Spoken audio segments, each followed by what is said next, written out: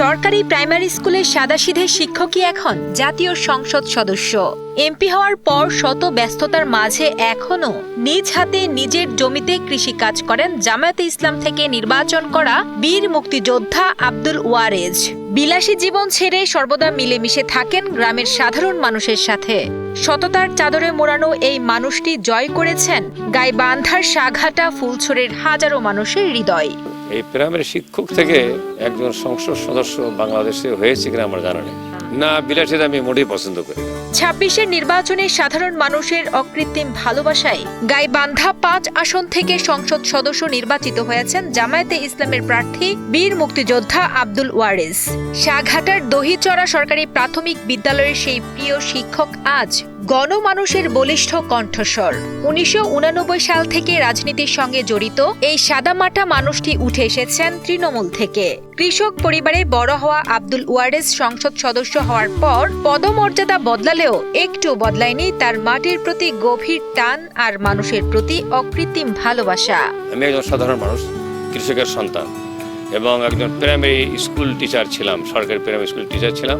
আমার জ্যাঠা উনি প্রাইমারি টিচার ছিলেন, ৩ টাকা বেতন পেতেন। আমার তো চাকরি হতো ২২০ টাকা বেতনের চাকরি। সেই সীমিত আয়ের ভিতরে আমি সাধারণ জীবনযাপন করেছি, কৃষকের সন্তান। ব্যক্তিগত জীবনে অত্যন্ত নিরহংকার ও শান্ত স্বভাবের এই মানুষটি এলাকাবাসীর কাছে এক আস্থার প্রতীক।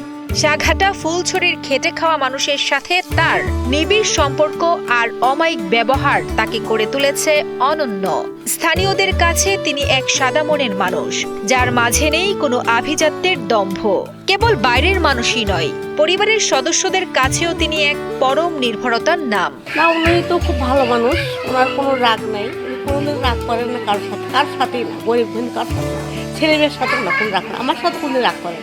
তিনি সংসদ সদস্য হয়েছেন, উনি আমার বাবা বীর মুক্তিযোদ্ধা আব্দুল ওয়ারেজ। বাবা সবসময় সৎ পরামর্শ দিতে, ভালো ওনার কীভাবে সাধারণ মানুষের ভালোভাবে থাকা যায়, সৎভাবে থাকা যায়, সবার ভালো যেন হয়, এরকম কোনো অন্যায় কাজ আমাদেরকে কখনোই করতে দেয়নি, কোনো প্রশ্রয় দিয়ে আমরা কখনো করিও না, এবং সেই শিক্ষাও আমাদের দেয় না। আমি প্রায় এমপি সাহেবের সাথে ১৯৯০ সাল থেকে সংশ্লিষ্ট। এনার সম্বন্ধে আমি যতটুকু জানি, ইনি সচেতন এবং সাধারণ কৃষক পরিবারের ছেলে।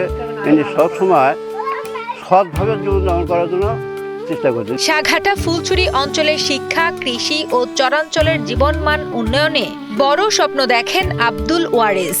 ক্ষমতার দাপট নয়, বরং সেবা দিয়ে মানুষের মাঝে বেঁচে থাকতে চান তিনি। আমৃত্যু গ্রামের মানুষের সুখ দুঃখে পাশে থাকার অঙ্গীকার করে এই জনপ্রতিনিধি জানান, তিনি বিলাসিতা ছেড়ে সাধারণ মানুষের মাঝেই তার শেষ জীবন কাটাতে চান। আমি সাধারণ পরিবারের সদস্য, গ্রামের, আমি এখানে মানুষ হয়েছি, লেখাপড়া করেছি, গ্রামে বসবাস করছি এবং আমৃত্যু গ্রামে থাকতে চাই।